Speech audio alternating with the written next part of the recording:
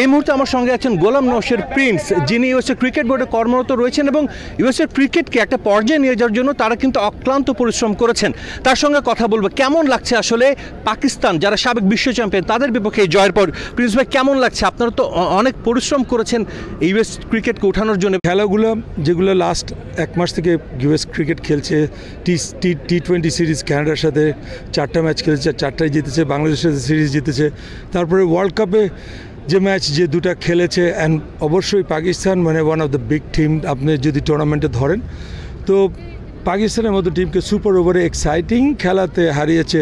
That means এটা ইউএসের জন্য, ইউএসএ প্লেয়ারদের জন্য, ইউএসের আমি বলবো পেরেন্টস যাদের বাচ্চারা বড় হচ্ছে ক্রিকেটের মধ্য দিয়ে, তাদের জন্য একটা সুসংবাদ। আপনার কি মনে হয় যে ইউএসএ ক্রিকেট টিম যদি আরও প্রপার ইনফ্রাস্ট্রাকচার পায়, যদি প্রপার ভালো কোচিং পায়, ভালো কোচিং স্টাফ পায়, তারা আরও বেটার করবে এর চেয়েও?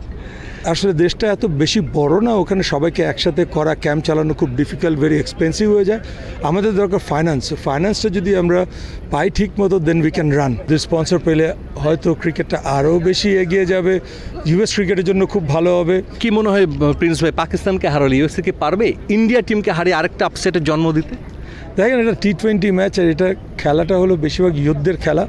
তো ইটস এ সব কিছু ডিপেন্ড করে পরিবেশের উপরে, ডিপেন্ড করে টসে জিতার ব্যাপারটা অনেকটা ব্যাপার আছে, যে খেয়াল করে দেখছি আর কি যে হচ্ছে আর কি। That's very important role play করছে। প্লাস এখন আর ওই নাই যে অমুক বড় প্লেয়ার টমুক প্লেয়ার, টি-20 গেম হলো, যার যেরকম দিন যায় ভালো সেরকম ভালো ক্যাচ, ভালো ফিল্ডিং করলে হয়তো আজকেও দেখেছেন একটা ভালো একটা ক্যাচ ধরেছে তো ইউএসএ, তো ভালো একটা ক্যাচ, ভালো একটা রান আউট হলে খেলা চেঞ্জ হয়ে যায়। Doesn't matter whoever the team is.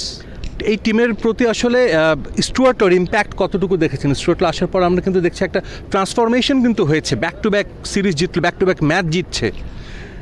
হ্যাঁ, দ্যাটস এ গুড ইম্প্যাক্ট হয়েছে অ্যাকচুয়ালি। স্টুয়ার্ট লকে নেওয়ার সময় আমরা 3 জন ইন্টারভিউ করেছিলাম, এটা থার্ড টাইম ইন্টারভিউ করে ওকে আমাদের নেওয়া হয়েছে।